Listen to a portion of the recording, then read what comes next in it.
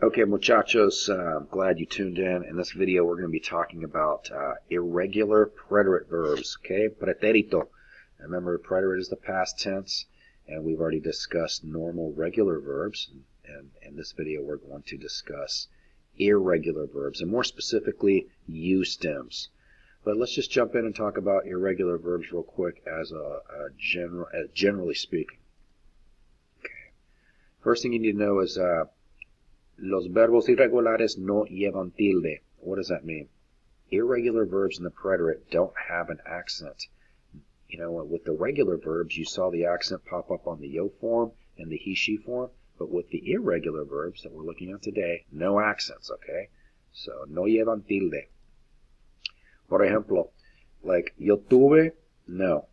That's an irregular verb from tener, but it's not going to have an accent. So just remember, irregular verbs, no accents. Preterite irregulars, no accents. All right, so most irregular verbs have the same endings, and here are your endings, okay?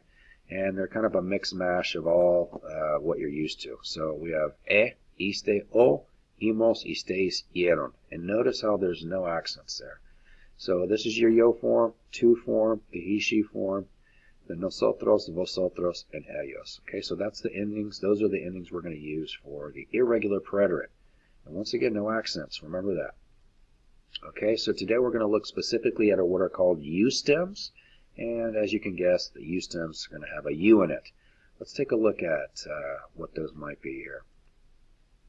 All right, so let's back up here. Got ahead of myself. All right, so we have the verb over here to the left, and then its irregular root over here to the right. So U stems are what we're going to look at today, and those are right here, the top half of this list, okay?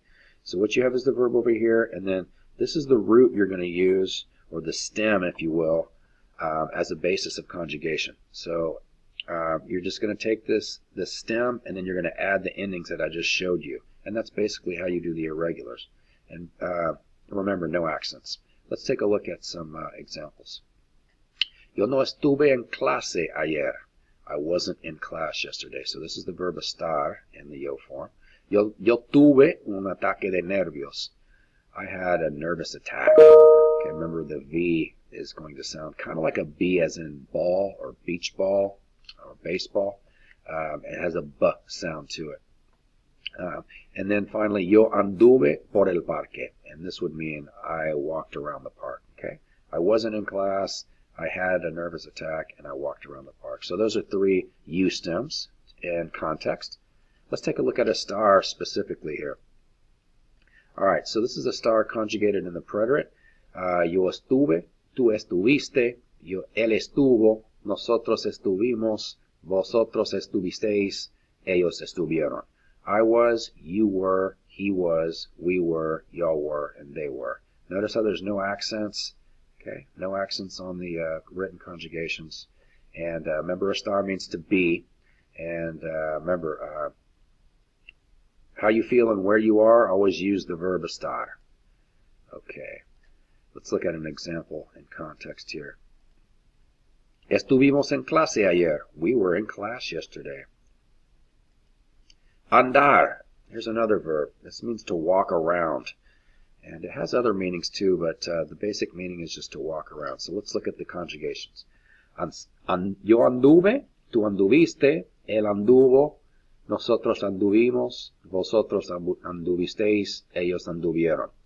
So I walked around, you walked around, she walked around, or he walked around, we walked around, y'all walked around, and they walked around. Okay. Now, when you use andar with vehicles, it can mean to take a ride, like to take a car ride. You could say something like, yo anduve por coche, I took a car ride. Or, nosotros anduvimos por bote, we took a boat ride. Okay, so andar can mean different things, but its basic meaning is to walk around. And it's a U stem. All right, let's look at an example in context.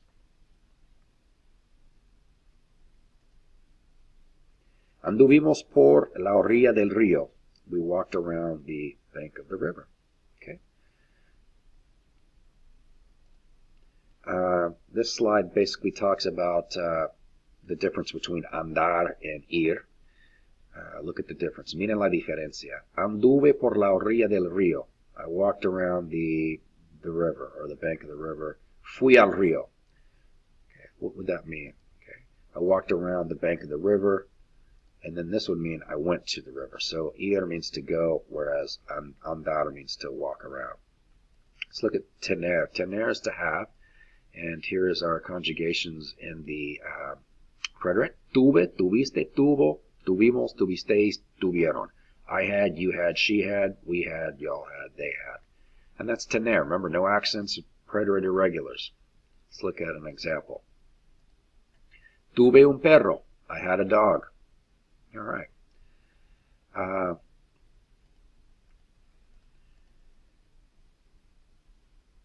don't want to get into preterite versus imperfect here, so we're going to move on. Let's look at some other use stems here. Saber, poner, and poder. Remember, saber means to know, poner is to put, and poder is to be able to. All right, let's look at saber. Supe, supiste, supo, supimos, supisteis, supieron. Okay, now saber normally means to know, but in the preterite it's going to change meanings. So in the preterite it means found out. So supe would mean I found out. Supiste, you found out. Supo, she found out or he found out. Supimos, we found out. Supisteis, y'all found out. And then ellos supieron would mean they found out. All right, let's look at this next little thing here. It says el presente. This is present tense here. Maria sabe que ella es chismosa.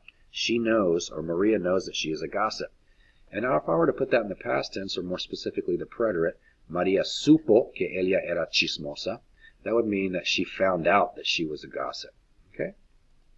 Maria supo que ella era chismosa. Maria found out that she was a gossip. Okay. Let's look at poner. Poner means to put. And in the preterite, it's going to be a use stem. Hold on a second.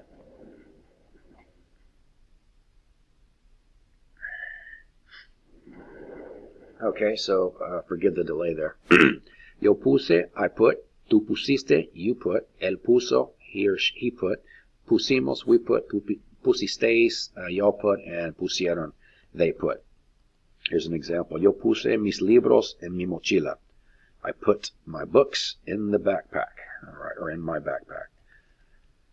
Poder, very similar to poner, but this means to be able to do something. And in the preterite, it's going to mean managed to do, or tried to do. Okay, so yo pude, and then the D in Spanish is going to have like a TH sound in English. Yo pude. Tú pudiste, él pudo, he or she could. Pudimos, pudisteis, pudieron. Let's look at an example. No pudo alcanzar la nuez. He tried to reach the nut, but he couldn't. Okay, so poder can mean to try or to manage to. All right.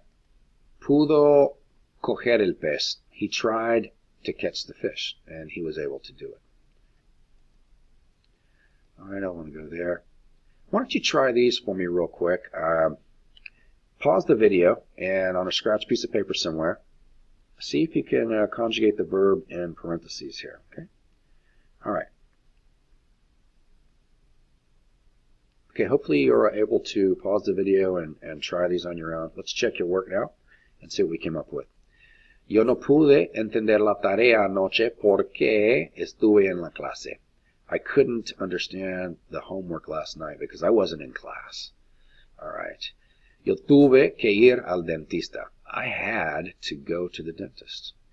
Mi madre supo que saqué una F y ella se enojó. My mom found out that I made an F and she got angry. Okay then. Let's try some more practice.